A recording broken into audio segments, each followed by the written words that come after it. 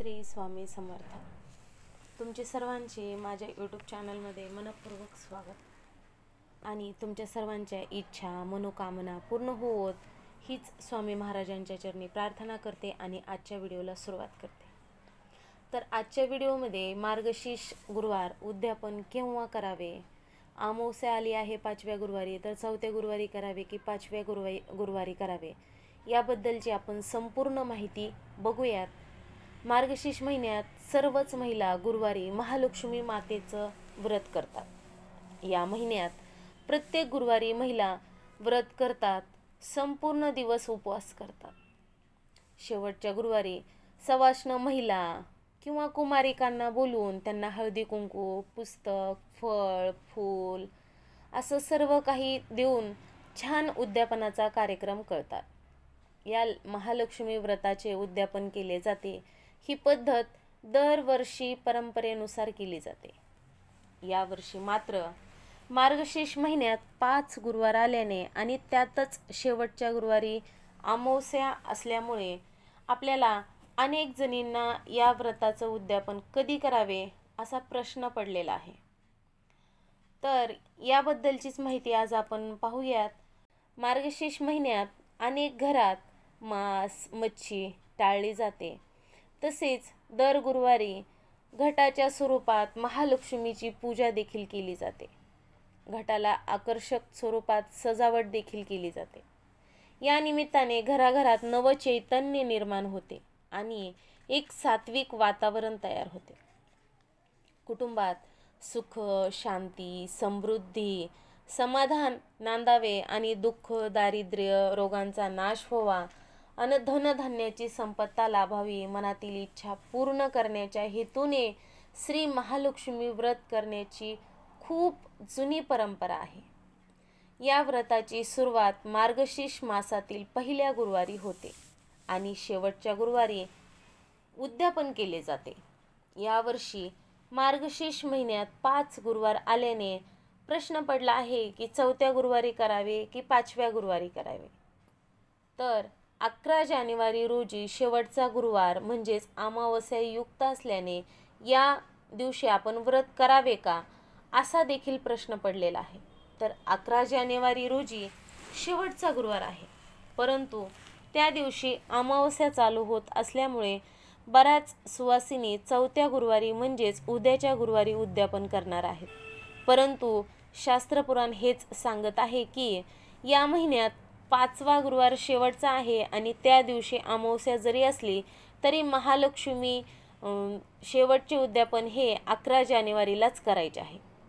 त्यात कुठलीही अडचण नाही आणि तुम्ही उद्याच्या 4थ्या गुरुवारी केले तरीही चालते. धर्मसिंधू आणि निर्णय सिंधू ग्रंथानुसार अमावस्या युक्त गुरुवार असेल तरीही तो गुरुवार व्रत करण्यासाठी योग्यच आहे. हे महालक्ष्मी मातेचं व्रत आहे आणि आपण दीपावलीत लक्ष्मीपूजन सुद्धा अमावस्येलाच करतो. त्यामुळे तुम्ही यावर्षी अमावस्येला लक्ष्मीपूजन करण्याचा चांगला अगदी दुग्ध शर्करा योग लाभलेला आहे आपल्याला.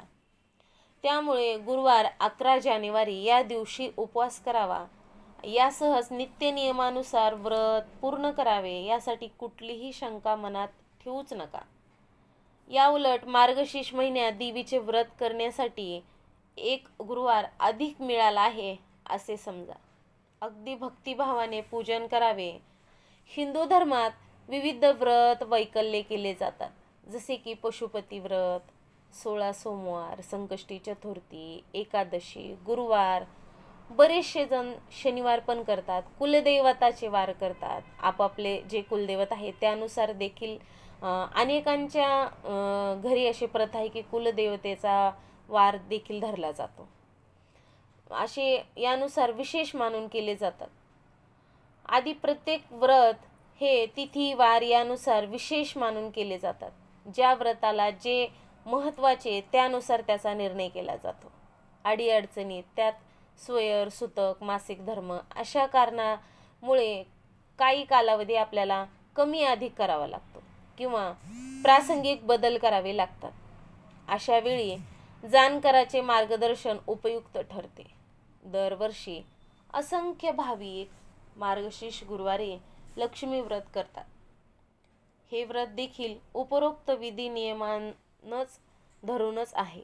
हे व्रत करताना प्रामुख्याने महिना आणि वार हे दोन्हीही विशेष मानले गेले आहे.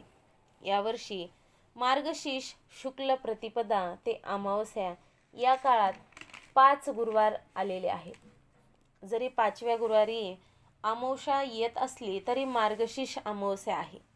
अशा स्थितीत 5वा गुरुवार देखील मार्गशीर्ष महिन्यातच येत आहे. यावर्षी अमावस्येच्या दिवशी येत असलेल्या गुरुवारी तुम्ही व्रत उद्यापन करावे. यासाठी अमावस्या वज्र नाही असे मानले जाते. तुम्हाला जर काही शंका वाटत असेल तर तुम्ही अमावस्या लागायच्या अगोदर देखील उद्यापन करून घेऊ शकतात.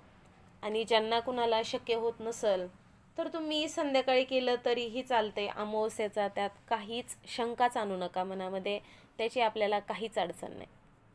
त्यामुळे तुम्ही 5व्या गुरुवारी नक्कीच उद्यापन करून घ्या. तर आजची झालेली सेवा स्वामी महाराजांच्या चरणी अर्पण करते आणि आजचा हा व्हिडिओ इथंच थांबवते. तुम्हाला माझा हा व्हिडिओ कसा वाटला हे मला कमेंट करून नक्कीच सांगा.